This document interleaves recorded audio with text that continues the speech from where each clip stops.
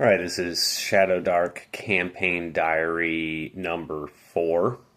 At the end of our last session, they were in the town of Galena. They had completed their the carousing, their various shopping and whatnot. It's something to keep in mind as this campaign is going on. As I mentioned in the first episode, my basic method of creating and running this campaign was to primarily, first priority was to focus on creating the sandbox itself with a focus on adventure, like gameplay, making sure that they had plenty of things to do, lots of options of like where to go, a lot of rumors and hooks, and not a lot of focus on getting particularly Galena flushed out. Fleshed out, maybe. I don't know if it's flush or flesh. Because I knew that in the first couple sessions, they weren't going to be spending a lot of time in any town, particularly Galena. But in between each session, I have been trying to get more and more fleshed out so that the town feels like a proper town, and that so that every time they go back to the town, there's more things for them to engage with. There's more, named NPCs, fleshing out the factions. So basically, it's difficult for me to remember exactly what I fleshed out in between which session and what the players encountered that was new going into each session. But the town of Galena is becoming more and more, hopefully at least, feeling like a real town, feeling like there's more things to do, more people to meet. Like, for example, they, in this session, they,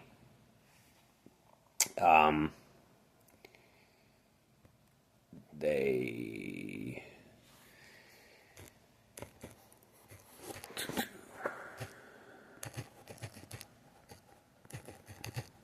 sorry, just responding to someone.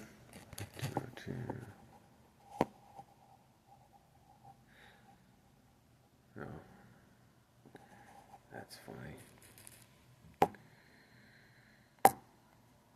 Okay. Sorry about that.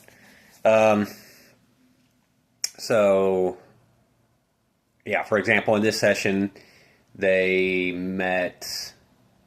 I think in their last carousing, the elf ranger. I'm just going to refer to her as a ranger from now on. This is the one we know is technically a fighter, but is ranged dex because there was already a thief. Her stats were most suited to be a thief, but because there was already one, we made her a ranged fighter, which has worked out because there are two priests who can function as frontliners, high AC, decent hit points. So she's basically like the damage dealer from the back line.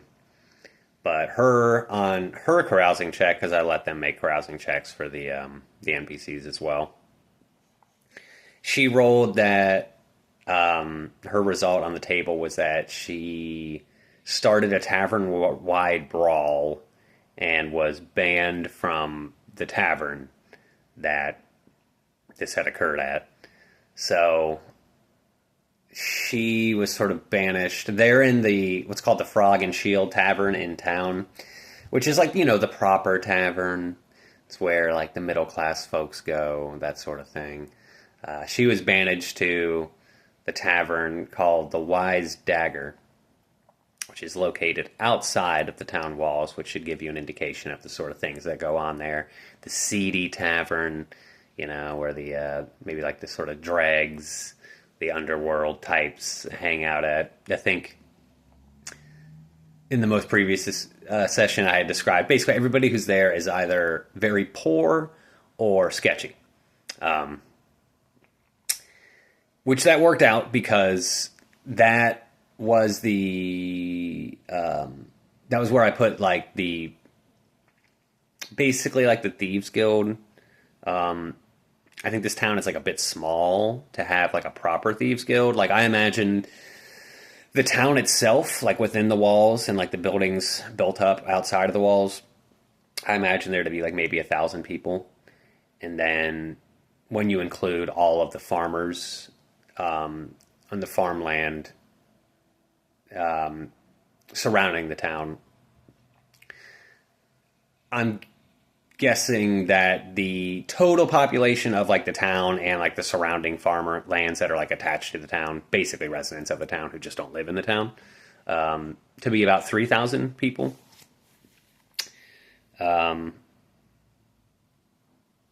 some point I'll probably do some research on like what those numbers would actually look like in like a medieval, pre-modern, pre-industrial type society.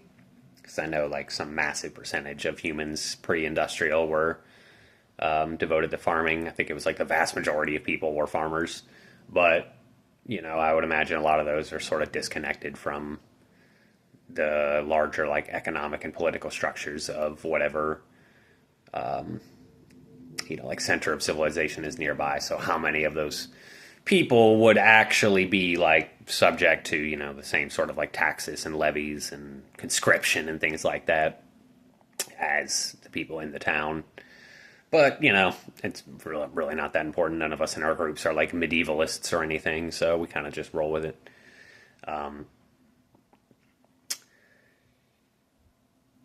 But the population itself is probably a bit small to support like a proper thieves guild. But so I don't really refer to them as like, the guild. And I try to make it not seem like too organized. More kind of just like, like the head, I think his name is Rolf. Like he's just kind of a thug. Like I describe him as just like big. Like he's just big, like got like a body like a bully, like playground dude who can just throw his weight around, shove all the other kids around. He's not super smart, but he's just like, he's clever. He's ruthless. Getting ahead of myself because I didn't actually meet him or those people in this session, but the ranger being sort of banished to this tavern worked out because then it got my other players to go out there to sort of like go retrieve her in the morning. And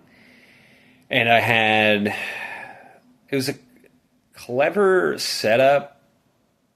I'm trying to remember where I got it. I think I might have got it out of this book, Game Master's Book of Random Encounters. I think you can see I've got like the whole series back there, Game Master's Book of like blah blah blah. They were some of like the first products I got. They hold up pretty well though. Like I think they're pretty good. Pretty, genuinely like high quality, like good production value. They got good writers and like some good art and stuff. I think I got it from there that all the food in this tavern is terrible, awful, disgusting. No objective person could think that this food is good. But written in Thieves' Cant, behind the bar, which Thieves' Cant is a thing like from the real world. It has precedent in history. I don't know, maybe it's still used like to this day. And there's different versions of it in like different cultures and whatnot. In England, it was like kind of like a Cockney rhyming slang, apparently. And it's like code speak, And written on the wall behind the bar, I don't remember what the actual words were, but what it translated to in Thieves' Cant was give the chef his compliments. And obviously this is the chef who we've just established is terrible. The food is awful. No one would think this food is good. So, give the chef his compliments. Sort of like, it's not a thing that would just accidentally occur without somebody having intentionally read that and known what it meant. So, the my wife's character, the thief, gives the chef his compliments. The bartender speaks back to him in thieves' camp and basically says, come back later, and this had this sort of like duality to it, where on the one sense it was like early in the morning, or like at least like mid morning at latest when they came here, and I figured the like the underbar, like the secret club down there with all the thieves and shit, probably wouldn't really be like up and running, stuff happening at like mid morning. Things like evening, nighttime is the time of, the thief types. So it made sense in that sense, and then it also made sense in like, not made sense, but I wasn't completely finished prepping it. I wasn't totally ready.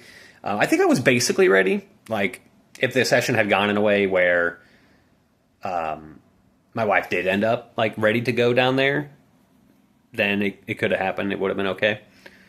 But I could have used a little bit more time. And then they also met like one of the other, like NPCs I was kind of fleshing out. It's basically like the local wizard, you always need somebody who can first and most importantly identify magic items, and then also, give them like local lore, sort of like point them in directions, give them information, things like that. He also sort of told the character that went to see him kind of the same thing as like the bartender at the seedy thieves place said, which was like, I might have work for you.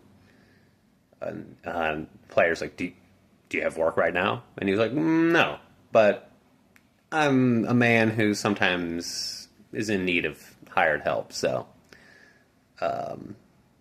check back with me, which you'll be doing anyway, because you want me to identify your magic items.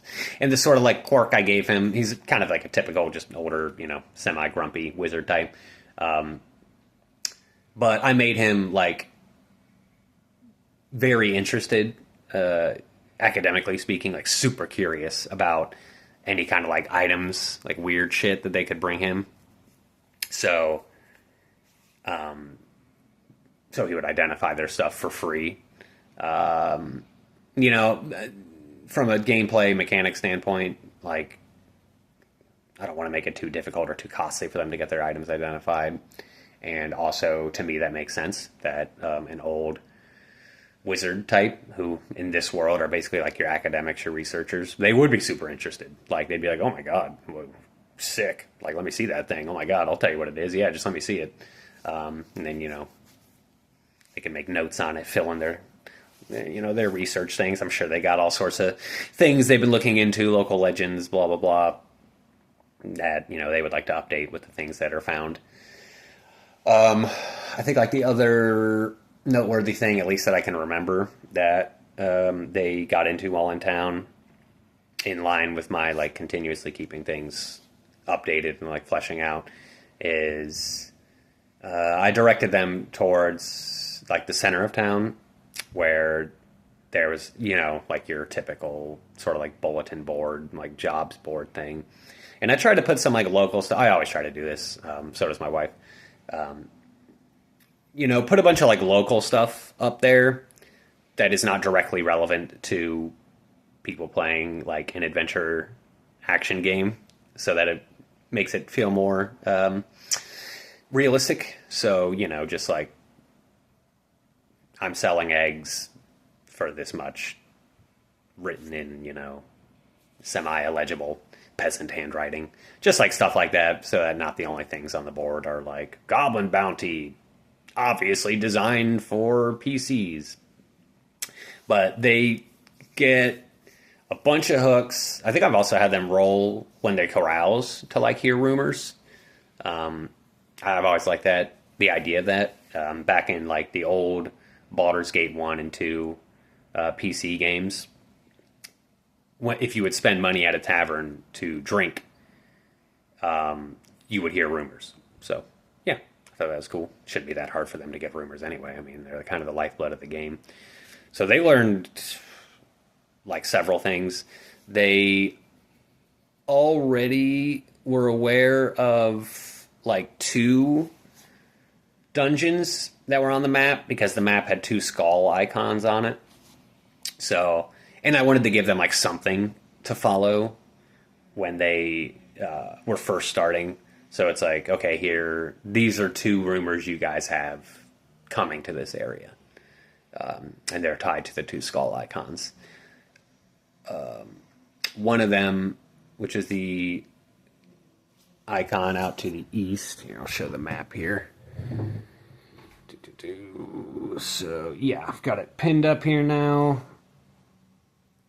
So here's Galena. And then out here, you can see this is where they currently are. Where that green thumbtack is. And then you can see the skull right nearby there. This is the Lost Citadel of the Scarlet Minotaur, which is the starter adventure for Shadowdark. And then the other one I had was this guy way up here. And note, this is quite far from, these 2 towns that they started in. That was not by accident, because that one is the mini adventure. What's it called? I don't remember what it's called, but it's a 4th level adventure with some lost pirate gold in a seaside cave. So, because I was 4th level, higher level, made sense to put it further away from them. More difficult to get to. And that's worked out so far. They kind of, they've intuited that, okay, that one's far away, so that's probably, maybe more difficult. And the other one, I've dropped like at least 3, I think, like Humors and Rooks. Rumors and hooks to that, the Lost Citadel of the Scarlet Minotaur, because I want them to go there. And I also dropped a couple other hooks that were like in that general direction. And there's a keep out there that this local town, I'll get more into the like town history and stuff like that probably in the next session, but this local town, Galena, has built and maintained, like, it's basically like a keep on the Borderlands, the classic AD&D starter adventure. They maintain a little keep out there, sort of keep watch on like the wild country.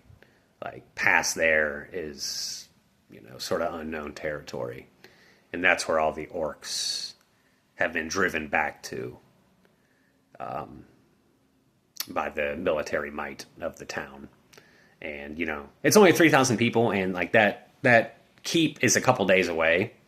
So it's not like they, my buddy at one point was like, like he looked like, because he's ex-military, so he thinks about this kind of stuff. He's doing things in his head, and I can see his gears churning, where he's like, this town isn't that big. Do they really have like the manpower to like control all this territory? And I do take that kind of stuff seriously. Like, it needs to be believable for me, or it bothers me. So I explain, and like in my head, this is how it is. Like, no, they don't control all this territory. It's not like there's like, like 4 guards every mile of the road or something like that. But they do patrols, especially like to and from this keep, and they just maintain that keep out there with a garrison of like 30, 40 dudes. Because it's important, because it's in a strategic location where if the orcs ever wanted to move in force from the wildlands on the town of Galena, they have to come through there. So they maintain a good garrison out there, and it can also be used as like their base of operations if and when they go out there to explore, like the Lost Citadel. One of the other hooks that was on the board was bounties for orc ears and ogre ears. Orcs, it was 5 gold pieces per pair of ears, and the ogre, it was 50 gold pieces per pair. And that would also entice them out to that direction, go east towards Darlin Keep, it's called. And then I'm trying to think of the other hooks they picked up. They picked up one bandit bounty, classic cannibal bandits. I got that out of the adventure anthology book. Cannibal bandits, and I think the guy's name is like Krim, something like that, the leader. And he's known to have a magical battle axe and a pet panther that was described. Those are sort of like how you identify him, like bring us, the axe or like a panther head or something. That's how we'll know you got the right guy. They had another one for, this one was kind of silly. This is one of the official mini adventures. It's like hidden leprechaun lair, leprechaun's gold.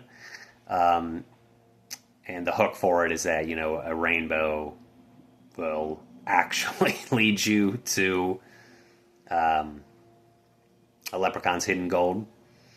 So they got that one to just sort of keep in mind. And then they got one that was quite nearby the town, and it was also in the direction going out east towards Darlin Keep. And I think this one is called like the Cursed Abbey of the Dragonfly Horde. Another official adventure from Kelsey Dion. And of course, they chose to do that one first. I mean, it was very close by, and it was, even if they were wanting to go out east towards Darlin Keep, it was in that direction anyway. So this was another instance of, learning that, like, if you make it that easy for the players to go do this thing, or do it before or on the way to something else, then they're going to do it. They went there first. It's at there's a small swamp.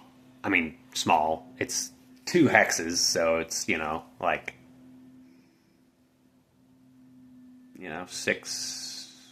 each hex is like 6 by 6 miles, 36 miles, so 72 square miles of swamp. Big swamp, I guess, but relatively small because there's a huge swamp north on the map that makes this one is small in comparison to. But they went to that one. The hook for it was like farmers on the edge of the swamp. They had all been hearing like this strange buzzing in the air that is just ever present, will not go away, and is getting louder as like the days and weeks go by. And then when they journeyed out there and they got to the edge of the swamp and they spoke to the closest farmstead to the edge of the swamp that they could find, they talked to the people there.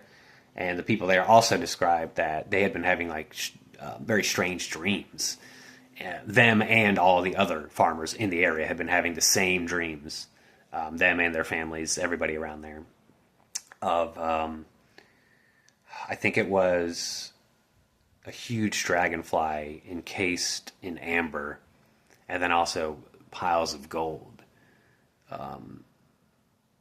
Now, what this was, in fact, was there is an old sanctuary of a semi-forgotten cult religion, maybe, of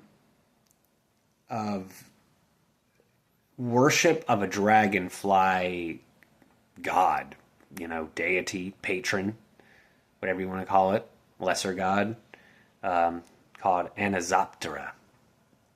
And recently, this lair where the cultists had been, doing their cult stuff to their dragonfly god, has been invaded and sort of occupied by these what are called croak folk, which are these like big, um,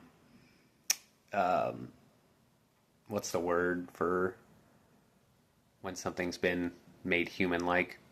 I can't think of it, but like humanoid-sized like frog people who are, in my head in this campaign, are kind of like the local denizens of this swamp. Sort of like pre-intelligence, pre-cultural, like, they might worship something. Most things in this world do if they have like any intelligence. But they don't really seem to care for this dragonfly cult, this dragonfly god. So they've just kind of come in there. They're wrecking everything. They're killing people. They're taking over the location. And this dragonfly god has been sending out like an SOS, basically, in the form of these dreams, which is getting picked up by all these local farmers. So it's showing them itself encased in amber, and then it's tempting them by showing them these images of gold. So it's trying to tempt people to come into this lair to rescue it, save it and its followers from these, these godless croak folk. So the party talks to this farmer. They get a description of where this buzzing has been heard like the loudest, from the farmer's oldest son, who in classic, oldest son kid fashion, goes out into the swamp exploring in places that he probably shouldn't be, that his parents aren't too happy to hear about that he's been there. But they were able to give a description to the party, like where to go. Party follows it. They get there, within like an hour or two. And it's this basically like ravine in the ground that if they hadn't been looking for it, if they hadn't known it was there, you could just like walk right into it, slide down this 60 feet ravine of almost like sheer muddy sides, vines covering like the top of the ravine, covering all the sides of it. There's a very like old, steep, worn, slippery staircase that runs down the side of this ravine. So you can either climb it or you can take the staircase. My wife's character, the Goblin Thief, climbs down because they either didn't indicate that they were looking, or I just didn't mention to them the staircase there being visible. This is one of those things where it's like, do they just notice this? Am I supposed to just like, yeah, you guys notice this? Or should they have to say, like, indicate, hey, we're very thoroughly searching the walls, this whole area, to see whatever we can see? And then I tell you, oh, okay, you saw that then. But my wife's character was descending the ravine on, like, these vines, so it made sense to me that at some point that character would notice this set of stairs. Which was kind of necessary because, well, actually, no, they didn't even use it. What the rest of the characters ended up doing was they tied together 2 pieces of 60 feet rope, the basic item from the Shadowdark book, and they tied it to a tree that was nearby so that they had 120 feet of rope to descend down this 60-foot ravine to the bottom. They reach the bottom. They leave the rope tied there so they can get back out easily. I described there being frogs. Lots of frogs down here. Big frogs, but, within the purview of regular-sized frogs. They go in here. This is another one. It's also a 5-room dungeon. Pretty simple, pretty straightforward. The first room that they go into, there's a dead. Basically, the 2 things of interest are at the southern end of the room. There's a dead croak folk. And he's at the bottom of a shaft that just goes vertically straight up and down, up and like out of sight to another area. because both the Croakfolk and the Dragonfly cultists, they can climb vertical surfaces. I think the Dragonfly cultists might be able to like fly somehow as well. It's not in their stat block, but you can kind of deduce from other things that are going on in here that they can fly, at least to a limited extent. So that was a cool aspect that I liked, just some verticality, and make the players have to, commit to, if they want to get up there, like how are they going to do it? And it makes sense, given that the denizens of the dungeon don't need slopes or steps. They can crawl, like in the Croakfolk, or they can fly. The other thing of interest in this room, up at the top of the room, the opposite end, was a altar that was behind a old iron gate.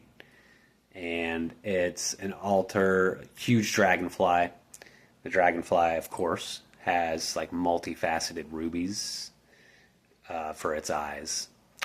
And then there's a like an offering bowl in front of the dragonfly altar that has a bunch of old muddy gold in it.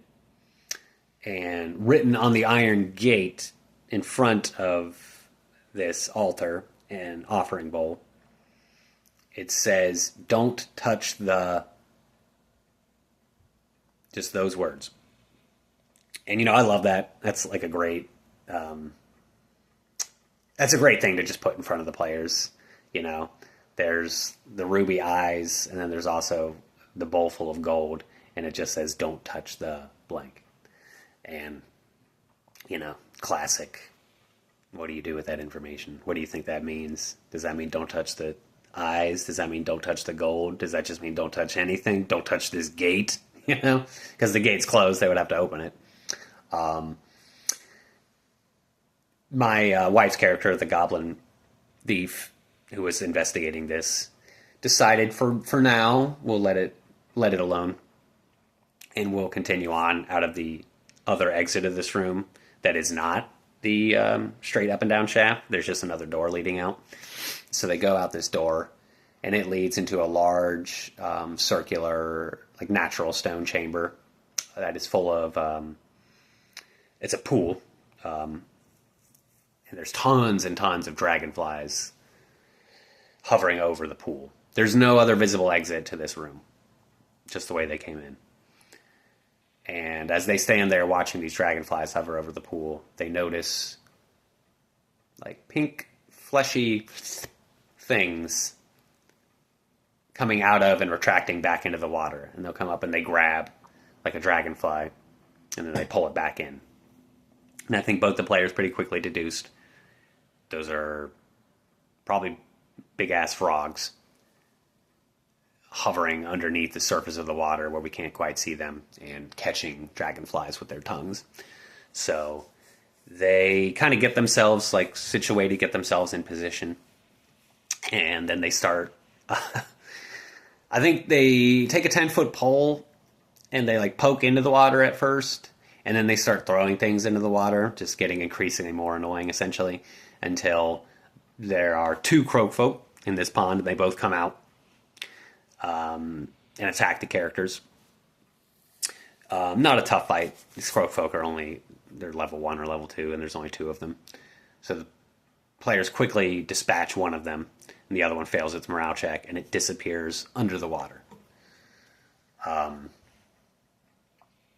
Then I don't remember if they did this now or if they did it later. I think they did it later. I think after the brief fight and the one ran away, they went back into the first room with the altar, and they went over to that vertical shaft.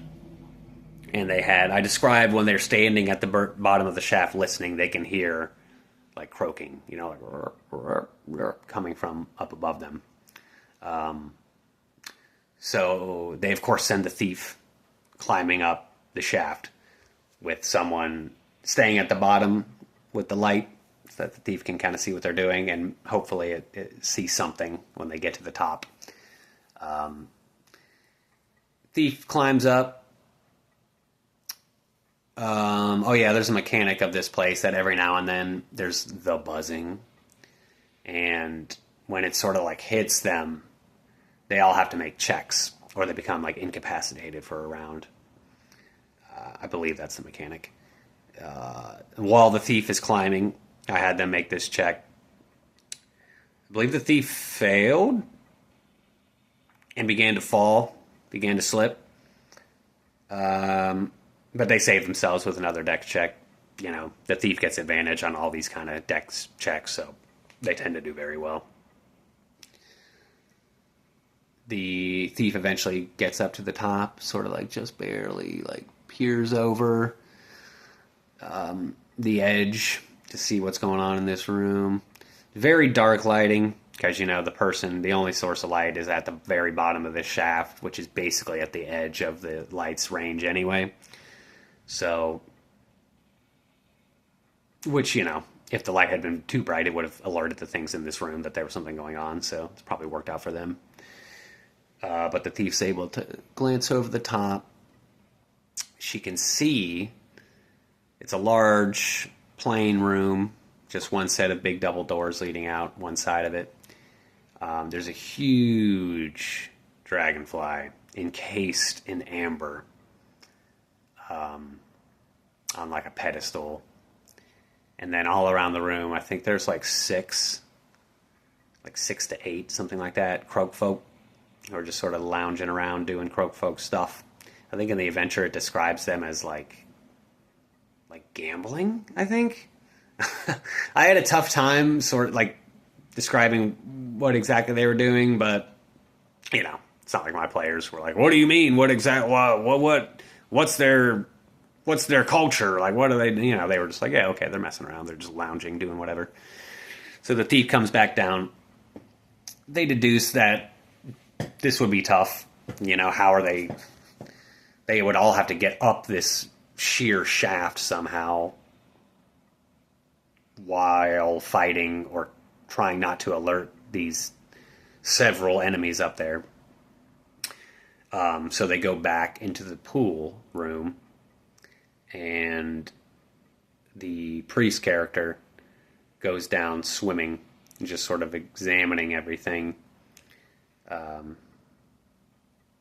Which, yeah, I was happy they did that. It's always good to explore things, especially pools of water in this game. There's always something in there.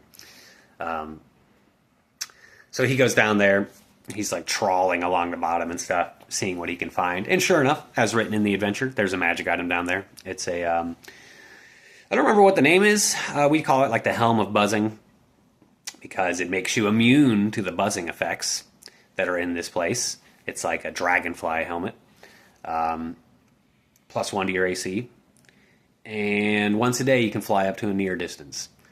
The player goes ahead and decides to put this on without identifying it. I describe to them that they feel, you know, more secure, maybe a little more powerful or whatever. That's indicating the +1 AC. And then that they feel almost like light on their feet. I don't remember, you know, exactly the words I used, but I tried to indicate in a roundabout way that maybe you could fly. Like, you know, maybe if you feel like if you leapt into the air, you might just float away. Like that sort of thing. Again, I don't remember the exact words I used. But they found this. They also see while they're down there that there's like a little tunnel that leads out of the bottom of this pool that they had not previously seen that goes to a different area. So he talks about going in there, and you know, I'm obviously like, yeah, you can go in there, but you're not going to have any light, because I think both the priests didn't have light or had failed light. Maybe only one priest had light and they failed, so they didn't have it anymore. So they didn't have any way to get magical light, so then obviously you can't bring a torch underwater. So it's like, yeah, you can go in there, you can check it out. And he's like, yeah, I'm just going to go in there.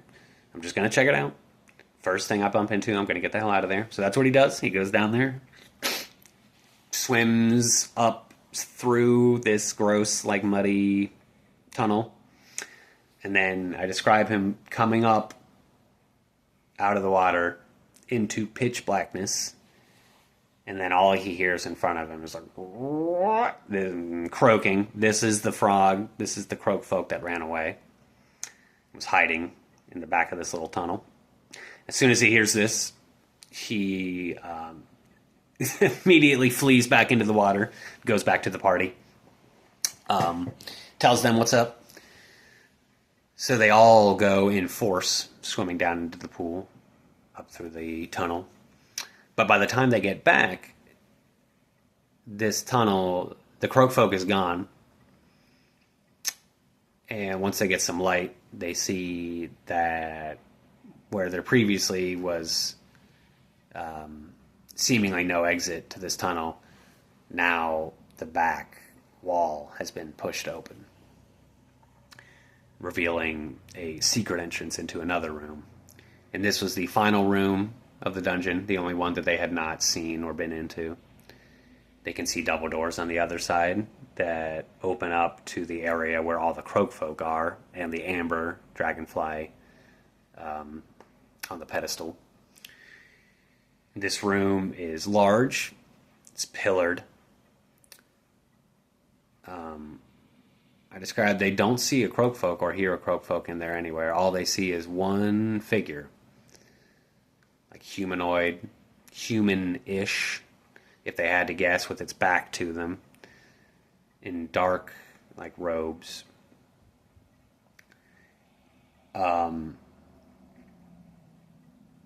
I believe I described this, or they noticed it before they went much further, but there was, like, liquid, thick, gooey type secretion stuff that was running down, like, 2 of the pillars. I think there were, like, 4 sets of pillars, so 8 total in this room, that kind of, like, converge as they go up.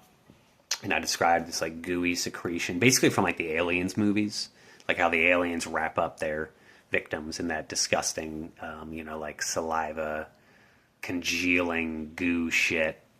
That was basically what I had in mind. And it was dripping down on either side. And that was roughly like the cultist was kind of like in between these 2 pillars. And they approached this figure. I don't remember if they like tapped him on the shoulder or if they just got close enough I had him turn around. But when he turns around, it's like this pale, fleshy creature with big, like multifaceted bug eyes, like the kind of eyes that bugs have. And it turns around to them, and he just like puts his hands up towards the ceiling, and starts saying crazy cold shit about how like, and he like looks up as he does this about how like, Anazoptera has come again. Anazoptera lives. Make the offerings that are due to the god, and blah blah blah, that kind of stuff. And I have them, like they notice as this cultist is looking up, indicating towards the ceiling. They look up and they can see the end process of all of the former cultists amalgamating themselves into this dragon avatar of the dragonfly god. So all these cultist bodies are forming into this dragonfly that is emerging out of this sort of, saliva type cocoon deal coming out of the ceiling. And the way it was written and the way I ruled it was that they had like 1d4 rounds or something like that as this thing was emerging to kind of see what they wanted to do. The cultist down there, he's offering himself up to a sacrifice. I think I had him say too, like, please, like, honor me, let me be your first offering, something like that. They just beat the shit out of this cultist. They just killed him. And I had him be like so enraptured by like the coming of the dragonfly avatar that he wasn't like resisting or fighting back. So they kind of just pummeled him to death. What I was trying to indicate with the cultists' dialogue, I'm not sure if they ever thought about this or realized it. I haven't asked them, but they could have. They ended up fighting this thing, but they could have submitted to it. They could have made offerings to it, and there's a patron table included in the adventure of boons that they could have got from making offerings to this dragonfly avatar. They did not choose to do that. They chose to fight it. This was by far the hardest fight that they've had in this campaign so far. I think this thing it's at least a level 6 enemy. Every round, it puts out a buzzing every round that the characters have to make a DC 15 wisdom check, or they are incapacitated. They do nothing for that round. I might have ruled it just that they can't take an action. Take an action or move. I'm not sure. I think I let them still do like some things, but they certainly couldn't attack or cast spells or anything like that. And DC 15 Wisdom in Shadowdark that's tough. That's a tough check to make. Like, you're going to fail that more often than not. And obviously they had one character wearing the Dragonfly helmet who was immune to these checks.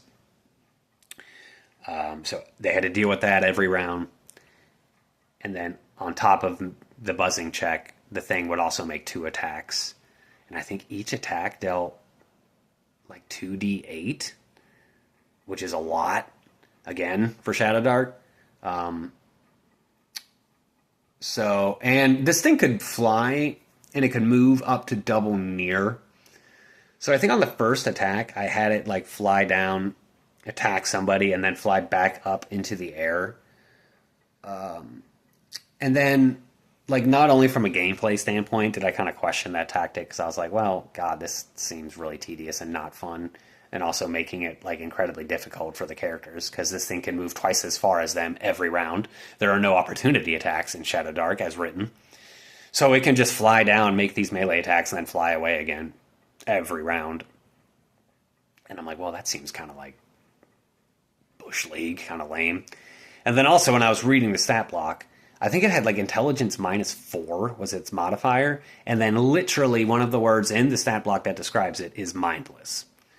So after the first round, I was like, I'm not going to have it doing like flyby, like hit and run tactics. Not only does that not seem fun, doesn't seem fair.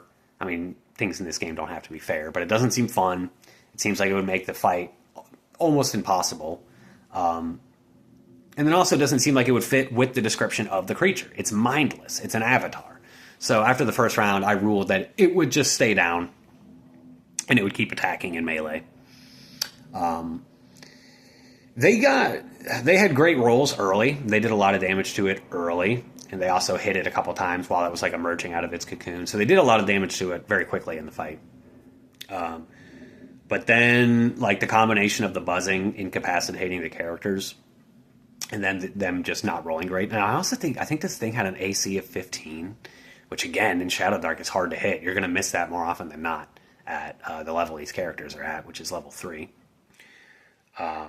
So this fight, man, it went on for a while. Like, I want to say like 10 rounds, maybe at least 10 rounds.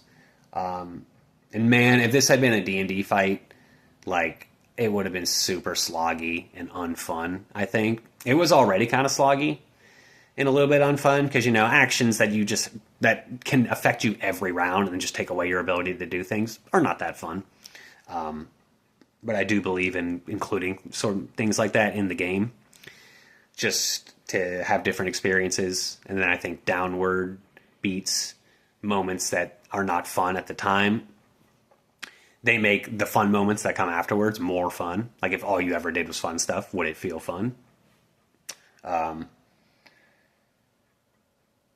But, thankfully this is Shadowdark, where everybody's rounds are very quick. It's very snappy combat. And my wife even made a comment at one point, like, God, this is kind of a slog, after her character had failed like 4 checks in a row and just done nothing.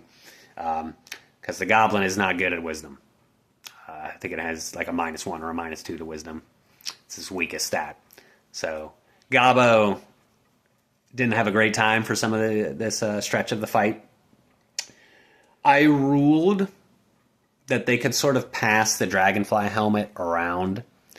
I think I made them like it was like their free action to sort of like toss it to another player, and then on that player's turn, I ruled that they could put it on as like a free action, and then do their regular action.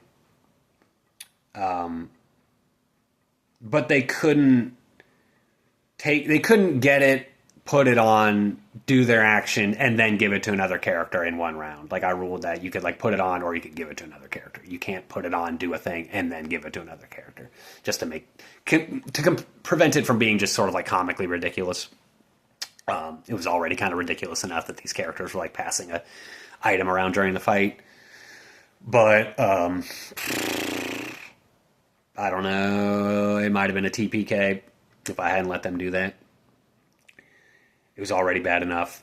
The priest over my shoulder there, up on the wall, Merwina, she went down,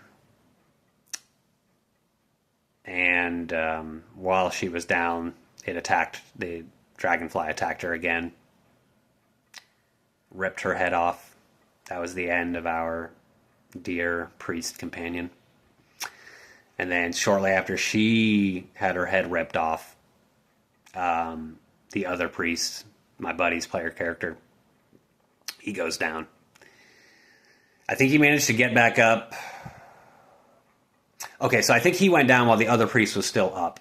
And then the other priest healed him, brought him back up, and then that priest went down and got her head ripped off.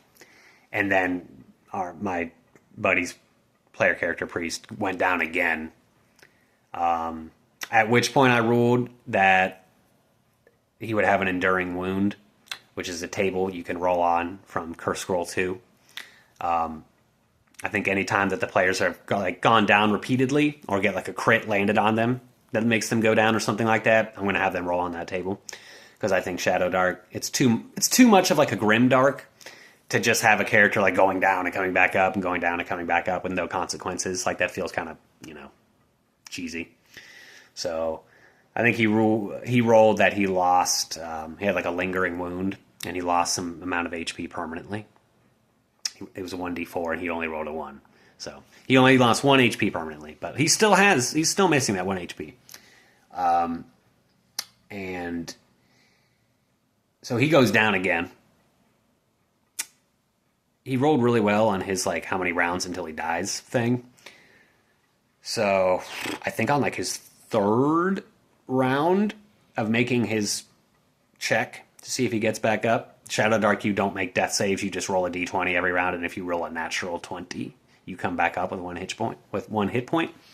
And he rolled it. He on his like third or fourth roll, he rolled a natural 20. This was a very like epic narrative moment where he came back up on a nat 20. He rolled to hit, he hit, and then he rolled max damage. So, which on his mace is a d6. He rolled a 6, and the Dragonfly avatar had 7 hit points at the time. And they knew this thing was low. They knew it was very low. So, here's... I consider this like a mess up on my part. I really should have had that, instead of taking it down from 7 HP to 1 HP, after this character had just made a heroic comeback from the brink of death by rolling a nat 20, I really should have had that hit kill it. Like, even my wife, the other character, was like, are you serious? Like, you're not going to have it go down? Like, you're not going to have that be the moment that ends it? And, I should have. If it was D&D, like the way I'd ran D&D previously, I 100% would have had that be the final blow. But I just figured, like, oh, it's Shadowdark, I want to go buy the book. but I should have. Note to self. But it was still epic. It was still awesome. I later decided that like that nat 20, especially coming from a priest, like that should mean something. And then in the following session, I made it so. But so yeah, he comes up, he lands a big blow on it.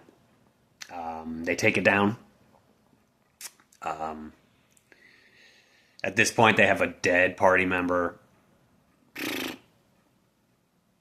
You know, the other priest is out of healing and has 1 HP. I think the goblin thief and the ranger had also been hit like multiple times. Like they were fucked up.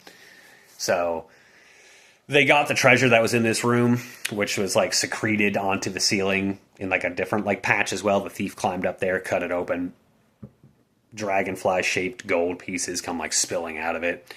And there's also this like big chunk of amber with rubies in it, which is a magic item. They can take out a ruby, throw it. The ruby will like explode open essentially, and they can summon a giant dragonfly under their control for like 5 or 6 rounds, something like that. Pretty cool magic item. I think I gave them 3 XP for that. I think they also got 3 XP for the helmet, and then they found a lot of gold. So they got at least 7 or 8 XP from this adventure when they got back to town. They went back to town. I had them do their carousing checks. This was a moment that I like referenced earlier in the campaign where like my goblin, the goblin thief, sort of like murder hobo adjacent, loot goblin is like partying it up. Like, yeah, we did it. We got a bunch of XP, got a bunch of gold during their carousing. He's partying. Where the goblin priest, who was a priest of Madeira, who had just seen the other priest of Madeira have their head ripped off. That player had also been controlling that NPC in combat, so, you know, probably felt like a little more sense of ownership of her. So he's role-playing it as like, you know, he's just slamming whiskey off in the corner. And this was one of these really cool instances where the emergent gameplay really came to the fore, and the sort of like dice telling the story thing, where that priest rolled on their carousing check that I think something like God, I don't remember what the tables exactly said versus like how I interpreted it, but basically the way it came out was that like an ally character was trying to talk to the priest character and was trying to like get the story out of him, like, oh, what happened, like, you know, tell me about it. And he rolled to decide how his character would react. And he rolled that his character would not give the story. Didn't really want to engage with this NPC. Which, you know, is cool. Like, makes total sense. Again, you know, he's a committed role player. He's not in the mood to regale this stranger with stories of heroic adventure after he just watched another priest of his goddess get their head ripped off. So then another of the characters rolled a very similar result. And again, I don't remember what the table results exactly said, but basically the way it came out in my narration of the evening was that the NPC potential ally who had gone to the priest to try to talk to him, after not really getting anything out of him, went to a different character, talked to that character, which was Gobbo, the, not so concerned loot goblin. And of course Gobbo was willing to tell the story. Gobbo was like, oh, hell yeah, it was crazy. Let me tell you all about it. So they gained another ally, conveniently enough to replace the ally they had just lost to keep their party at 4. And then I rolled random stats for this ally. Happened to roll an 18 for their charisma. So I was like, gotta be a bard. Gotta be a bard. I mean, this was a character who was interested in hearing the stories and has an 18 charisma. It's a bard, clearly. So we rolled up a bard from the Curse Scroll 6, the new classes. And that was where that session ended. They now have a bard character in the party with them. And yeah, we left off that session with that night's carousing ending.